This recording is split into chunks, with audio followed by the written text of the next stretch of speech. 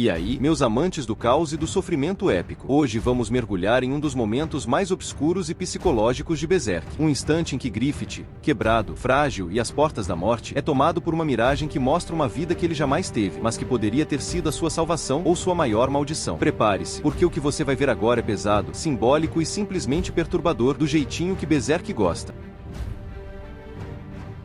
A fronteira de Midland sempre simbolizou para os sobreviventes do Bando do Falcão a promessa de um novo começo. Mas, quando finalmente cruzaram seus limites, encontraram apenas silêncio. O clima era pesado, quase sufocante. A chama da esperança, aquela que havia mantido todos de pé por um ano inteiro, estava apagando. Ninguém dizia uma palavra. Cada respiração parecia carregar dor. Gantz, já se recuperando dos ferimentos, observava tudo ao seu redor. Seus olhos, porém, sempre voltavam para Griffith, o homem que um dia foi um símbolo, mas que agora mal conseguia mover-se dentro da carroça que o transportava. Foi então que Corcus, incapaz de suportar o silêncio, explodiu. Espera aí, vocês realmente acreditam no que aquele monstro falou? O Griffith não está tão mal assim, né? Casca permaneceu calada. Corcus, irritado, disparou. Sabe de uma coisa? Eu mesmo vou falar com ele. Mas Judou, de maneira fria e direta, respondeu. É impossível. Griffith não vai conseguir te responder. A incredulidade tomou conta de Corcus. Como assim ele não conseguiria? O bando inteiro esperou um ano inteiro pela volta do Falcão. Aquele dia deveria ser o recomeço que todos sonharam. Então por quê? Por que aquilo estava acontecendo? Corcus gritou, revoltado. Casca tremia tentando se manter firme. Pippin, Judou e Gantz observavam em silêncio, sem forças para reagir. À medida que os gritos de Corcus ecoavam, a tristeza contaminava o bando. Um por um, todos percebiam. A esperança havia acabado. Num ataque de frustração, Corcus sacou sua espada e a quebrou contra uma rocha. Sentou-se no chão e murmurou com a voz tomada de derrota. No final, sempre foi como eu dizia. Não dá para mudar o destino. Ser uns coitados sempre foi o nosso. Ele nem precisou terminar. Todos sabiam o resto. Judou baixou a cabeça, frustrado. Pippin ergueu o rosto aos céus e lágrimas silenciosas escorreram. Mas Gantz permanecia firme. Triste, sim, mas duro como pedra. Naquele dia, o vento trouxe um presságio cruel. Os dias de batalha do Bando do Falcão haviam chegado ao fim. Alguns jovens ainda tentavam agarrar migalhas de esperança. E agora, o que vamos fazer? Podemos continuar com a comandante Casca. Não podemos. Mas Judou os cortou. Sem o Griffith, não existe mais Bando do Falcão. Entendam isso e parem de cobrar a Casca. Ela passou um ano se sacrificando, desmaiando de exaustão, sem dormir. Não exijam mais nada dela. Gantz observou o peso que todos colocavam sobre Casca. Levantou-se para dizer algo, mas ela o interrompeu, saindo. Eu preciso pensar, pelo menos até o resto da tropa chegar. Gantz a seguiu. O que você pretende fazer agora? Casca ignorou e devolveu a pergunta. O que você ia dizer para eles? Gantz respondeu sem hesitar, que cada um deve ser responsável pelas suas próprias batalhas. Casca sorriu triste. Você fala isso porque é forte. Para os fracos, terminar suas próprias batalhas é difícil. Você diria essa mesma frase para o Griffith agora? Gantz ficou em silêncio. Ela continuou com a voz embargada. Nós não somos como você, Gantz. Somos fracos. E os fracos se agarram ao sonho dos fortes. E o que fazemos com aqueles que perderam até isso? Com quem não tem mais onde se apoiar? Casca se aproximou. Encostou a cabeça no peito dele. Eu só quero alguém do meu lado. Gantz não encontrou palavras. De longe, alguém observava os dois. O olhar do Falcão perdido, fragilizado, distante, uma sombra do que um dia foi. Casca então voltou para a carroça. Eu vou ver o Griffith. Lá dentro, ela trocava as ataduras. E pela primeira vez, enxergou Griffith não como um herói, nem como um deus, mas como um homem frágil, quebrado. As mãos que um dia pareciam controlar o destino, agora eram pequenas, ossudas, feridas. E por mais desconfortável que fosse sentir o olhar dele, ela tentou manter um sorriso para não deixá-lo afundar ainda mais. Mas quando ela derrubou um pouco de água no cobertor, Griffith tentou mover-se e caiu sobre ela. Casca congelou. Entendeu, naquele instante, o quanto ele estava destruído. Então, não o afastou. Apenas o abraçou, tentando oferecer o mínimo de conforto. E a câmera, a narrativa, revela, de longe, o corpo fraco e magro do Falcão. Um corpo que já não sustentava o peso do próprio sonho. A cena se desloca para Gantz e Judou. O espadachim, o mais forte do bando, permanecia pensativo, a mente perdida entre passado e futuro. Judou, observando seu amigo em silêncio, finalmente perguntou. E você, Gantz, o que planeja fazer daqui pra frente? Vai partir de novo? Treinar? Se fortalecer? Gantz não tinha resposta. Apenas o silêncio falava por ele. Ele desviou o olhar e devolveu a pergunta. E você, Judou, o que vai fazer? Seu amigo deu um sorriso leve e triste. Talvez eu junte um pequeno grupo de ladrões. Assim poderemos sobreviver e cuidar do nosso líder. Gantz respondeu prontamente. Se for assim, eu vou com vocês. Mas Judou não hesitou. Sua voz foi dura, quase fria. Gantz, você já deixou o bando há muito tempo. Não tem obrigação nenhuma de continuar aqui conosco. O silêncio pesou mais uma vez, até que Gantz rebateu. E você? É sua obrigação fazer isso? Judô assentiu. Sim, eu ainda sou um falcão. Mas você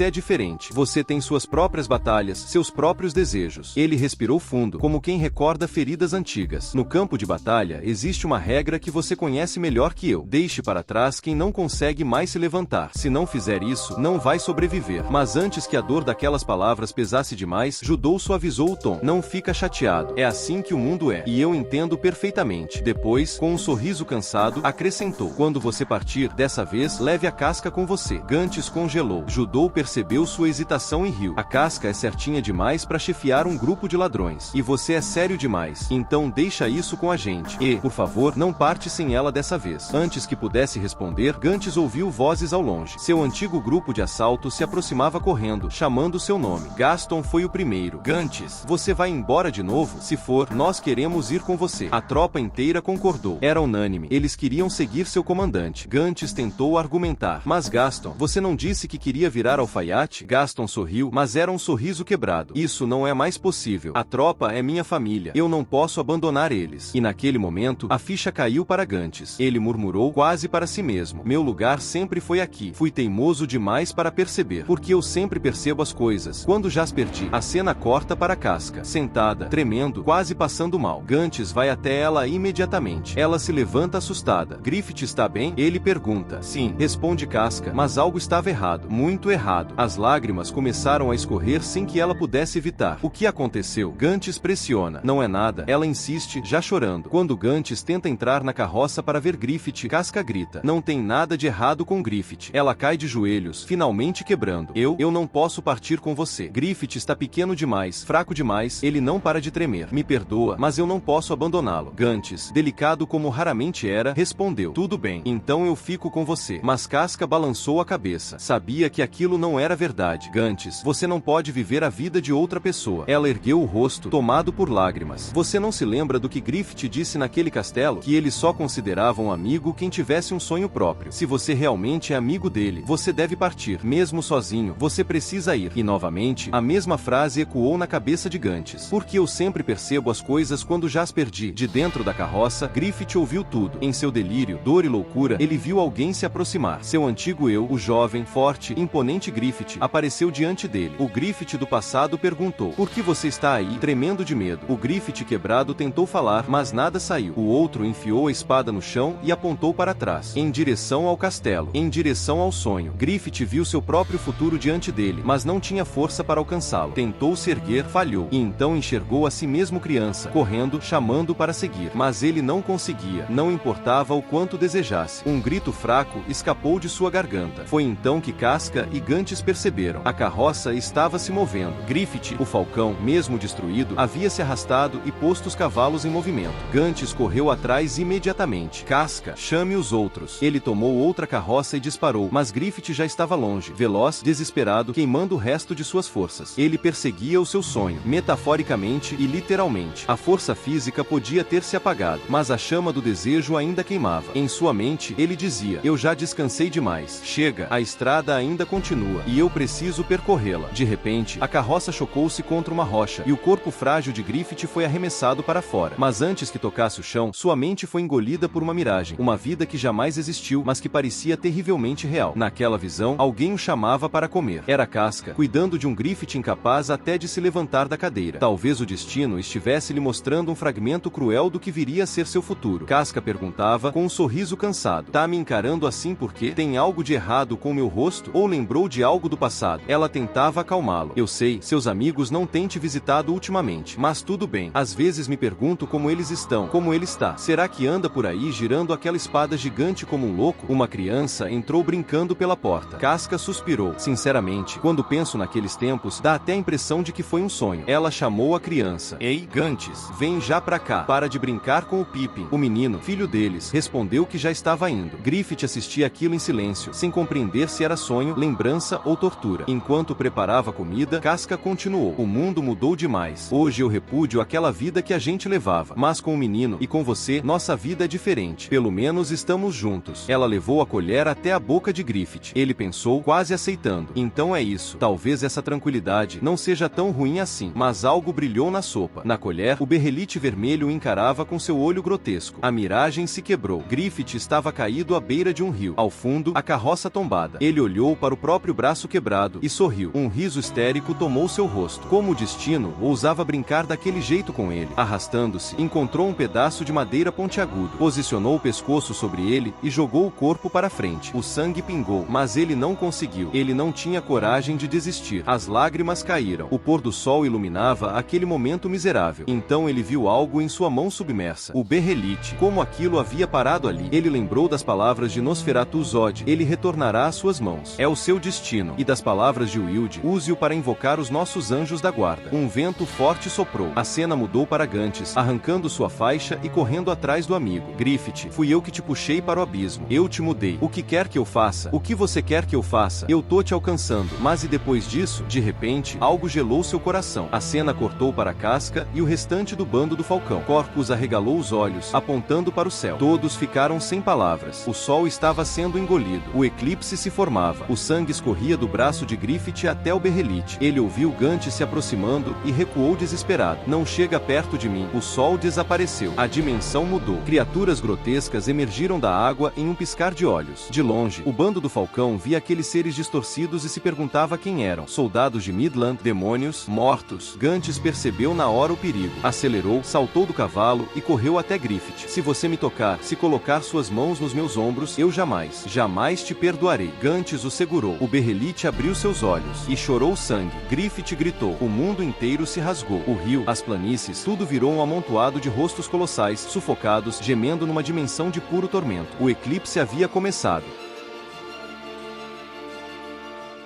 A cena então se afastava do caos ao redor de Griffith e nos levava para uma comitiva que atravessava a fronteira. Entre eles estava o jovem Rickerty, quieto, exausto, carregando em seu rosto as marcas de um ano inteiro de fuga, sangue e medo. Quando chegavam ao limite da estrada, o garoto agradecia humildemente pela carona. Um nobre gentil aproximava-se dele e, ao vê-lo tão pálido, dizia: "Por favor, meu garoto, fique com isto. É um remédio, uma fórmula secreta que cura feridas, febre, dores no estômago. Você está com uma aparência horrível, parece prestes a desmaiar. Então aceite." Rickerty fazia uma reverência sincera e seguia seu caminho, mas nenhum daqueles nobres imaginava que aquele menino frágil era membro do lendário Bando do Falcão, um grupo que fugia há mais de um ano sem descanso, onde cada passo doía e cada noite parecia o fim. Dentro de uma das carroças da comitiva, uma pequena criatura observava Rickert se afastando. Alguém ao seu lado perguntava: "Você não vai se despedir?" A criatura respondia em voz baixa: "Não, é melhor não." Quando ele me viu, agiu como se tivesse visto um fantasma. "Vou deixar assim. Só espero que fique tudo bem com ele." A cena então cortava para o interior de uma tenda. Uma bruxa, com uma enorme bola de cristal, mexia suas mãos ao redor dela enquanto murmurava: "Vamos ver o futuro daquela criança." Mas quando as imagens surgiram, seus olhos se arregalaram de terror. O que é isso? Um presságio maligno. Algo impossível está prestes a acontecer. Muitas estrelas sombrias se reúnem ao redor dele. É Keito ou será Rago? A gigante branca está sendo engolida pela sombra da nova lua. Em toda minha longa vida, nunca vi as estrelas se alinharem dessa maneira. Isso é mau agouro. Um grande infortúnio está prestes a cair sobre este país, não, sobre o mundo inteiro. A criatura que a acompanhava aproximou-se, sem que víssemos sua forma por completo, e perguntou: "Não tem nada que possamos fazer?" A velha bruxa respondeu com frieza: "O mortal não pode mudar o destino. Chame como quiser, destino, presságio, natureza, tudo segue o plano de Deus. E ninguém pode alterar os planos de Deus." A criatura bufou. "Então no fim, não dá pra fazer nada?" "Ah, até parece." Ela saiu voando para fora da carroça, irritada. A bruxa apenas murmurou com um sorriso enigmático: "Seu encontro com aquela criança também faz parte do plano divino, meu pequeno." Do lado de fora, o caos celestial começava. Pessoas olhavam para o céu, aflitas, vendo o sol ser engolido por uma sombra. O nobre reclamava: "Punk, pare de voar em cima da cabeça dos outros." E então, pela primeira vez, era revelado. Aquela pequena criatura era Punk, que olhou para o eclipse com uma expressão de falsa inocência e disse, quase brincando: "Quem sabe, talvez um deus, ou até um demônio gigante, esteja observando a gente lá daquele buraco no céu."